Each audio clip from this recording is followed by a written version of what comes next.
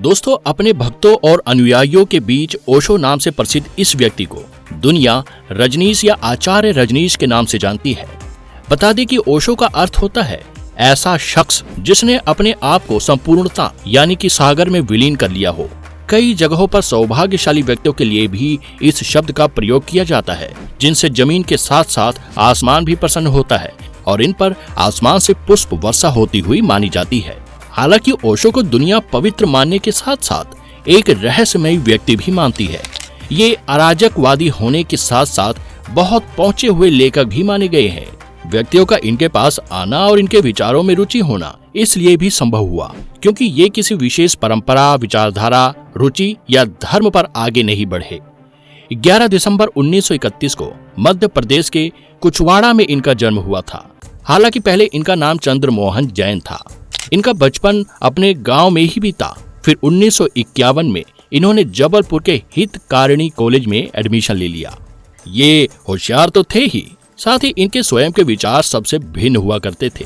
इसी के चलते कॉलेज के दर्शन शास्त्र के प्रोफेसर से उनकी बहस हो गई। लेक्चर के दौरान वह इतने प्रश्न किया करते थे कि प्रोफेसर आंसर देते देते परेशान हो जाया करते थे, जिसके चलते वो समय पर अपना कोर्स भी पूरा नहीं करवा पाते थे। इनकी जीवनी the luminous rebel life story of a maverick mystic में इसका वर्णन मिलता है कि आखिरकार जब प्रोफेसर ओशो को बर्दाश्त नहीं कर पाए तब उन्होंने प्रधानाचार्य को अल्टीमेटम दे दिया कि उस कॉलेज में या तो वो रहेंगे या फिर ओशो। फिर प्रिंसिपल ने उन्हें बुलाया और कहा कि इस सब में उनकी कोई भी गलती नहीं है, पर फिर भी वे नहीं चाहते कि उनके सीनियर प्रोफेसर कॉलेज छोड़े, इसलिए उन्होंने ओशो से कॉलेज छोड़ने के लिए कहा। यह सब सुनने के बाद ओशो ने प्रिंसिपल से कहा कि वे इस शर्त पर कॉलेज छोड़ने को तैयार हैं कि उनका एडमिशन किसी दूसरे कॉलेज में करवा दिया जाए। हालांकि उन्हें अन्य कॉलेज वाले भी रखने को तैयार नहीं थे। फिर उन्हें बड़ी मुश्किल से DN कॉलेज में एडमिशन मिल गया। फिर बाद में उन्होंने अपने करियर की शुरुआत 1957 में रायपुर के संस्कृत कॉलेज में प्रवक्ता के पद से की। फिर 1960 में वे जबलपुर विश्वविद्यालय में दर्शन शास्त्र के प्रोफेसर बने। वे अपने जमाने के बड़े ही तेज तर्रार अध्यापक माने जाते थे। इसी समय वे आध्यात्मिक गुरु के रूप में भी अपनी पहचान बनाने लगे थे। वे भारत की विभिन्न जगहों पर भ्रमण किया करते और बहुत से विवाद संबंधी व्याख्यान भी देते। इसी बात के चलते उन्होंने कुछ टाइम के बाद प्रोफेसर के पद से भी इस्तीफा दे दिया और पूरी तरह से गुरु बन गए। साल 1969 में उन्होंने मुंबई में अपना मुख्यालय स्थापित किया। इसी दौरान उनकी मुलाकात क्रिस्टाइना वोल्फ नाम की एक महिला से हुई, जिन्हें ओशो ने एक नया नाम माँ योगा विवेक दिया, जो कि उनकी निजी सहयोगी भी बनती गई। ये शुरू से ही धार्मिक आस्थाओं और कर्मकांडों के खिलाफ बोलते रहते थे। एक आध्यात्मिक गुरु के रूप में उनका मानना था कि लोगों का धर्म उन्हें संगठित करने के लिए होना चाहिए, न कि धर्म के आधार पर उनके विभाजन के लिए। उनकी नजर में धर्म विभिन्न कुरीतियों का शिकार होकर अपनी विचारधारा खो चुका है।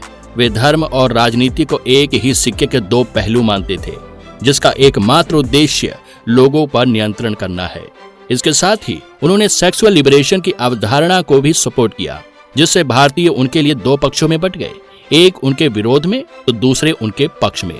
इस तरह सामान्य रूप से सेक्स को पेश करने की क्षमता ने कई लोगों को उनकी ओर आकर्षित किया। इनके विचारों को लेकर लेखक खुशवंत सिंह लिखते हैं कि ओशो भारत में पैदा हुए सबसे मौलिक विचारकों में से एक थे। इसके अलावा वो सबसे अधिक विचारशील वैज्ञानिक सोच और नए विचारों वाले शख्स थे। न केवल देश के बल्कि विदेश के लेखकों ने भी उनके लिए बहुत कुछ लिखा है। अमेरिकन राइटर टॉम रॉबिन्सन का मानना था कि ओशो 20वीं शताब्दी के महान विचारकों में से एक है। साथ ही वो एक महान आध्यात्मिक गुरु भी है। दोस्तों, उनकी निजी सहायक रही माँ आनंदशीला बहुत जल्दी ही ओशो के संपर्क में आ गई थी। बता दी कि ओशो अपनी हर महिला अनुयायियों को माँ का नाम दिया करते थे, क्योंकि वो हर महिला को मातृत्व का प्रतीक माना करते थे। ऐसे ही वो हर पुरुष अनुयायियों को स्वामी कहकर पुकारते थे, ताकि वे यह बात हमेशा याद रख पाएं कि उन्हें हरदम अपने ऊपर नियंत्रण रखना है। माशीला अपनी आत्मकथा don't kill him the story of my life with भगवान रजनीश में लिखती है कि जनरली भगवान पहले से तय समय के बगैर लोगों से मिलते नहीं थे, लेकिन हम उनसे बिना अपॉइंटमेंट के ही मिलने गए थे। जब मैं उनके कमरे में घुसी तो वो कमरे के एक किनारे पर एक सोफे पर पालथी मारे हुए बैठे हुए थे। उन्होंने सफेद रंग का एक गाउन पहन रखा था।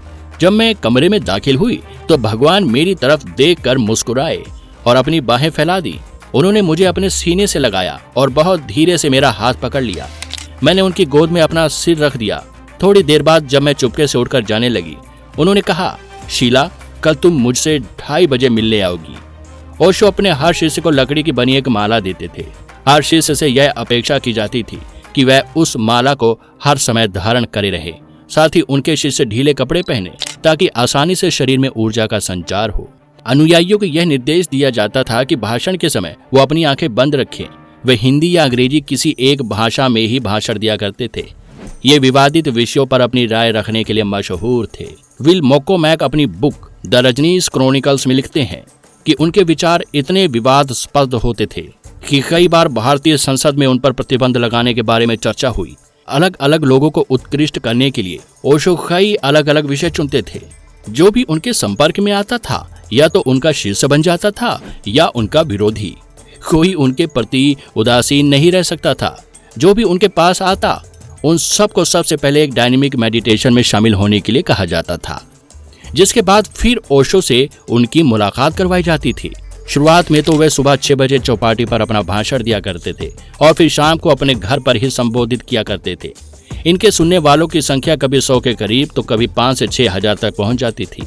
पर कुछ समय बाद मुंबई की तेज बारिश के कारण उन्हें अस्थमा तथा एलर्जी की समस्या होने लगी। साथ ही उनके विदेशी अनुयायी भी सही तरह से रह नहीं पा रहे थे। काफी सोच विचार करने के बाद तय हुआ कि वे पुणे में अपना आश्रम बनाएंगे, क्योंकि पुणे की आबो हवा मुंबई से बहुत बेहतर थी। उन्होंने अपना आश्रम गोरे गांव में बनाया। मां शीला लिखती हैं कि पुणे पहुंचने के बाद ओशो ने अपने आप को लोगों से अलग थलग करना शुरू कर दिया था। वो अपने अनुयायियों की पूरी निष्ठा में यकीन रखते थे। उनके यहाँ विदेशियों को अधिक महत्व मिलने लगा और अधिकतर भारतीयों को नजरअंदाज करना शुरू कर दिया। जल्द ही वे पुणे में स्थापित हो गए और वहाँ रोज करीबन 5000 लोग उन्हें सुनने आया करते थे। यह संख्या इतनी अधिक थी कि पुणे का पर्यटन उद्योग हर साल लगभग 15% बढ़ने लगा। ओशो के आश्रम में तरह तरह की थेरेपीज की जाती थी, जिनमें सेक्स थेरेपी को सबसे अधिक महत्व दिया गया। इनमें इसे बिना किसी पूर्वाग्रह के स्वीकार किया जाने लगा। इससे जुड़ी नैतिकताओं और अनिश्चितताओं को किनारे पर रख दिया गया। मां शीला लिखती हैं कि भारतीय लोगों को इन थेरेपीज में भाग नहीं लेने दिया जाता था। इसी कारण उनसे कई सवाल पूछे गए, जिस पर उनका तर्क था कि पश्चिम के लोग एक उत्पीड़क दुनिया से आते हैं। उनका रहन सहन और मानसिकता भारतीय लोगों से बिल्कुल जुदा है। उनको एक सक्रिय थेरेपी की जरूरत है, जबकि भारतीय लोगों के लिए निष्क्रिय और शांत ध्यान पर्याप्त है। उनके इस तर्क से उनके भारतीय शिष्यों के पास एक संदेश गया कि वो आध्यात्मिक तौर पर पश्चिम से आने वाले लोगों से बेहतर हैं। थोड़े ही समय में पुणे के रजनीश आश्रम का कुल एरिया 25,000 स्क्वायर मीटर तक हो गया। वहां एक मेडिकल सेंटर भी बनाया गया, जहां बाहर से लाए गए डॉक्टर्स और नर्सिस को रखा गया और आश्रम में रहने वाले लोगों को इनकी मेडिकल सेवाएं फ्री में दी जाती थी। मां शीला लिखती है कि ओशो नहीं चाहते थे कि इस संकुचित जगह में नवजात बच्चों को रखा जाए, इसलिए सन्यासियों को गर्भवती होने को लेकर हतोत्साहित किया जाता था। ओशो अक्सर यौन रिप्रेशन की बात करते थे, इसलिए सन्यासी खुला सेक्स जीवन जीते थे, जिसकी वजह से हमारे आश्रम में यौन संचारित रोग बढ़ने लगे। इन सब के बीच ओशो की बीमारियां और बढ़ने लगी। उनका अस्थमा और पीठ में दर्द बढ़ने लगा और साथ ही उनकी डायबिटीज भी बढ़ने लगी थी, जिसके चलते उन्होंने घर से निकलना और भाषण देना भी बंद कर दिया था। किताब पढ़ने के बाद उनके सिर में दर्द बना रहता था, उनकी आंखों में भी दर्द बना रहता था। आनंद शीला लिखती हैं कि उनको परफ्यूम और सेंट से बहुत एलर्जी थी। हमें उन लोगों को उनके पास आने से रोकने में बहुत मशक्कत करनी पड़ती थी, जिन्होंने सेंट लगाया होता था। सुबह और शाम के भाषणों से पहले हर श्रोता के शरीर को सूंघा जाता था कि कहीं उसने कोई इत्र या परफ्यूम तो नहीं लगा रखा। बाहरी लोगों के लिए आश्रम का गेट सुबह 6 बजे खुलता था और रात 9 बजे बंद हो जाता था।